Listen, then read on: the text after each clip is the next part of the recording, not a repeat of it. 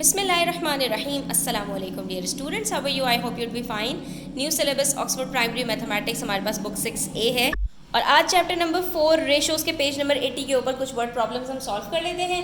तो video and तक देखिएगा स्टूडेंट्स। स्टार्ट करते हैं। क्वेश्चन नंबर 5 है हमारे पास और इसमें हमसे कह रहे हैं the ratio of the amount of money primary 6A collected to the amount of money primary 6B collected from a charity sale was 4:5। ठीक है, हमारे पास दो चीज़ों का रेशो बताया कि दो जो है वो हमारे पास प्राइमरी 6A और प्राइमरी 6B ने एक चैरिटी सेल में जो मनी कलेक्ट किया है वो इस रेशो के साथ है। 6A का 4 यूनिट्स और 6B का 5 units. A pupil from primary 6A donated $6 मोर। अब ये जो इनका रेशो है 4 वो चेंज होगा हमारे पास, यानी उसके अंदर कुछ अमाउंट ऐड हुआ है क्योंकि उसमें एक बच्चे ने $6 मज़ीद लाकर ऐड कर दिए एंड द रेशो बिकेम 7:8। अब जो नया रेशो इनका बन गया है वो 7:8 का बन गया है। How much did primary 6B collect from the charity sale. तो सवाल ये है कि प्राइमरी 6B जिनका रेशो सेम है, ठीक है, आप इन टर्म्स ऑफ यूनिट्स मत जाइए क्योंकि उन्होंने जितना कलेक्ट किया था इनिशियली उनका जो रेशो है वही उनका जो टोटल अमाउंट है वो सेम रहेगा। चेंज किस में आया है? चेंज 6A की चैरिटी सेल के अंदर जो कलेक्शन है उसमें आया है। तो हमने जब स्टूडेंट्स अर्लियर क्वेश्चंस के अंदर ये चीज़ सीख ली थी कि जो हमारे पास क्वांटिटी सेम रहती है हम उससे अपने क्वेश्चन को सॉल्व करने की कोशिश करते हैं। तो देखते हैं इसको पहले मॉडल बनाकर कि हम इसको क्वेश्चन को किस तरह से सॉल्व कर सकते हैं। अब यहाँ पर सबसे पहली बात स्टूडेंट्स ये है कि जो इनिशियल रेशो है 6A और 6B का वो कितना है हमारे पास 4:5 यूनिट्स। ठीक है, उसके बाद जो चेंज आया है वो किस में आया है? 6A में चेंज आया है। 6B में कोई चेंज नहीं आया हमारे पास क्योंकि मज़ीद कोई डोनेशन ऐड या सब्ट्रैक्ट नहीं हुई। तो हम जो उसकी लेंथ ऑफ यूनिट्स है उसको सेम रखेंगे। सिर्फ जो हमारे पास जो यूनिट्स की अब इंडिविजुअल यूनिट्स की लेंथ है उसके अंदर चेंज आएगा। तो जो पहले हमारे पास 5 यूनिट्स थे वही अब 8 यूनिट्स में चेंज हो चुके हैं। क्यों? क्योंकि यहाँ पर हमारे पास 6A के अंदर कुछ एडिशन हुआ है।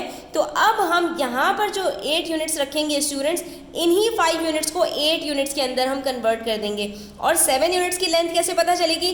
तो जो 8 यूनिट्स हैं हमारे पास उसी में से 1 यूनिट कम कर देंगे तो उतनी हमारे पास जो बनेगी वो 7 यूनिट्स की लेंथ बन जाएगी। बस आपने इस चीज़ को समझना है यहाँ पर, तो आपका क्वेश्चन आसानी से सॉल्व हो जाएगा। अब हम आगे किस तरह प्रोसीड करेंगे?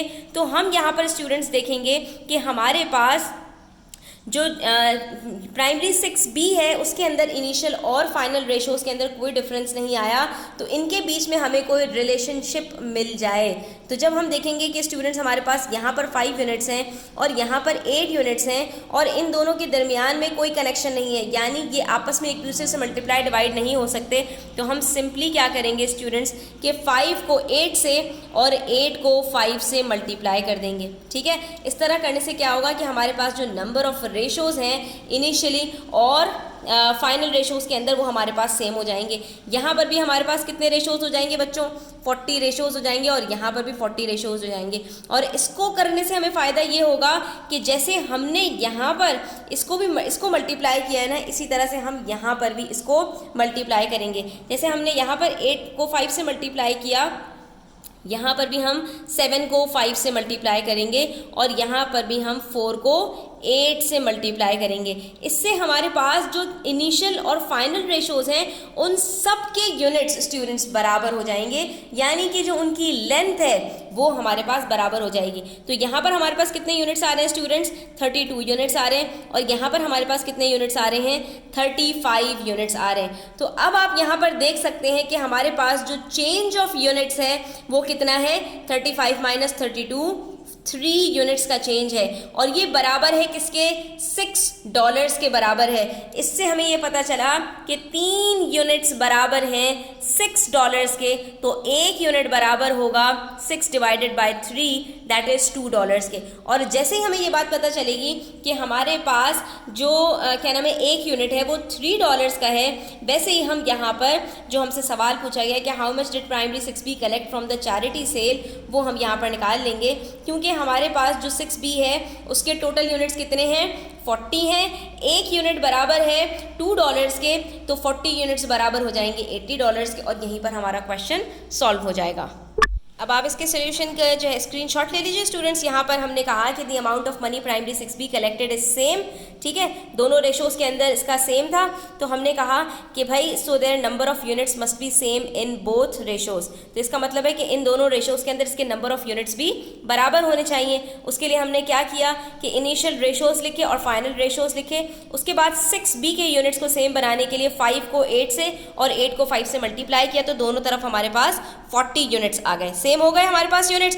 ये जब हमने किया तो जब एक तरफ मल्टीप्लाई करते हैं रेशो में, तो हमारे पास जो कॉरस्पॉन्डिंग रेशो होता है उसको भी हमें सेम नंबर से मल्टीप्लाई करना होता है। यहाँ 5 से मल्टीप्लाई किया तो यहाँ भी किया, यहाँ 8 से मल्टीप्लाई किया तो यहाँ भी किया, ठीक है। जो रेशोज होते हैं उनको सेम प्रोपोर्शन के साथ आपने रखना होता है।